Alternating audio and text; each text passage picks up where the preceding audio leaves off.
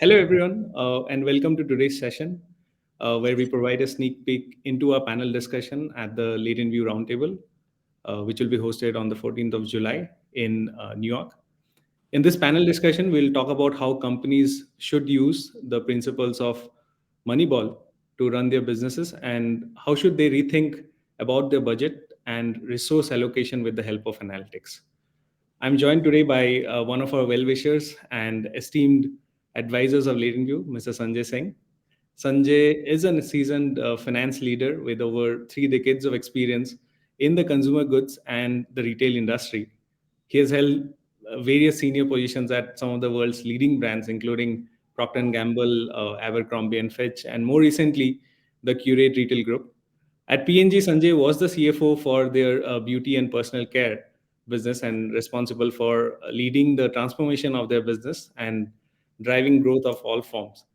This was followed by impactful stints at Abercrombie and Curate, where apart from heading their finance function, Sanjay was also responsible for strategic planning and actually shaping their journey towards digital. Sanjay, it's a pleasure and honor to have you here. Why don't you share a few words? Thanks, Kaushik. In fact, it is my pleasure to be part of the roundtable. I have known LatentView Analytics since my days at QVC when you guys came in to help with our analytics. And I've been very impressed since then with your capabilities. Um, I think the topic that you've chosen is really important and very relevant at this point in time because money is tight given the high interest rates. Resources are tight, and I think there are you can choose which newspaper you kind of subscribe to, but I think no matter where you look, people are viewing the future with abundance of caution. Right. There might be a recession, there might be a mild recession, there might be just about a near miss, but anyway, there is going to be a scarcity, and there is this mindset of how do we marshal our limited resources Right. in this environment to get the biggest bang for our buck. So I Right. think that is very topical, that's very relevant, and there's nothing like data and analytics, as you know, to guide people through this journey.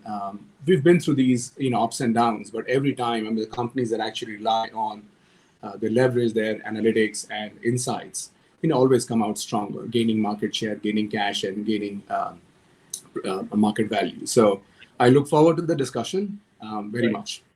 And Sanjay, and as you touched upon this briefly, you have been through this before, and you have already shared a few ideas with me in our past conversations.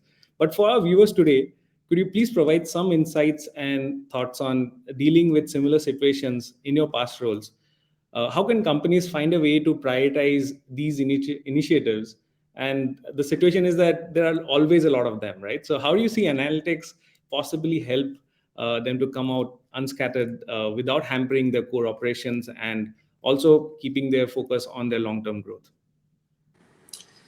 So I can share a few examples. I don't have the magic cure. I wish I did, but I think some of the so I remember back, when I was in Asia, there was an Asian financial crisis, and it was pretty severe, and companies had to really gather very few resources. And we had the same situation in 2008, 2009. In fact, it will continue till 2010, and there was a rebound after that. And there has been another, two rounds, if you will, of mild, business contractions. In all of these, in my experience, I think you mentioned the word core, the discipline of going back to the core. So innovation in a consumer products environment, innovation that boosts or helps the core, the base of the brand, whether it's Olay or whatever brand we have. That has been the biggest learning. So every time in these periods of contraction or consumer tightness, it always pays to focus on the core brand, on innovation that touches and enhances the core brand. So there is time for expansion and line extensions and going after that. And then there is time when you hunker down and you say, I have a core business that I will absolutely, if I had 100 units to allocate, I'll probably allocate, I don't know, I'm making it up, 85, 90 units to my core. And that can be innovation that hits the core, or it emphasizes the core, it markets the core. It could also be in the retail environment, really going after your core customer. Now, in the periods of expansion, people get enamored by new customers, and new customers are always lifeline and lifeblood. But I think when it comes to prioritization, I mean, truly understanding where your core customer is at, what is she asking for, what is she demanding in tough times, and giving it to her. That is a discipline, and there's obviously where how do you get that? You get it through data and through analytics. I mean, most companies have a wealth of data. They have a lot of data on core customer, core brands, on consumer behavior in stressed times. And you just have to go back and kind of build your marketing, promotion, innovation, all of the activities around the core of the business. And I remember having done this with Olay and the base brand, with core markets, which for us was the US and China, and just hunkering down on those in Abercrombie and at Curate, focusing on the core customer. Every dollar of return of investment on the core customer will always pay higher dividends than on alternatives. Now, this is not a sustainable strategy, but we're talking about kind of focusing during this period of tightness. Got it. No, this is excellent, Sanjay. Now, as I was kind of trying to synthesize what you said, it definitely seems like prioritization on the core, be it your customers or your core portfolio, becomes extremely important in this scenario.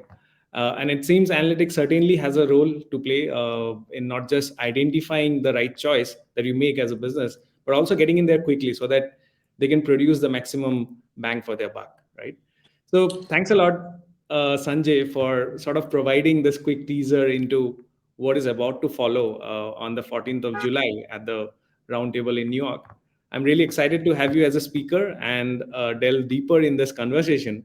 And as we look to further unlock the full potential of data and analytics, this could certainly be acting as the beacon of optimism to deliver not just near-term value, but at the same time lay the foundation or the groundwork for rapidly developing future use cases. So thanks a lot, Sanjay. Oh, it is my honor and privilege. And I think you said it right. I mean, in these times, the only thing you can do is provide data and analytics and insights to the business. This is the biggest service that can be done. And so I look forward to the discussions and to sharing whatever experiences I've had and others have had. Thanks a lot, Sanjay. So for our audience, in case you haven't grabbed your spot yet, please do check out the registration link in the post below. See you all there. Good day. Thank you.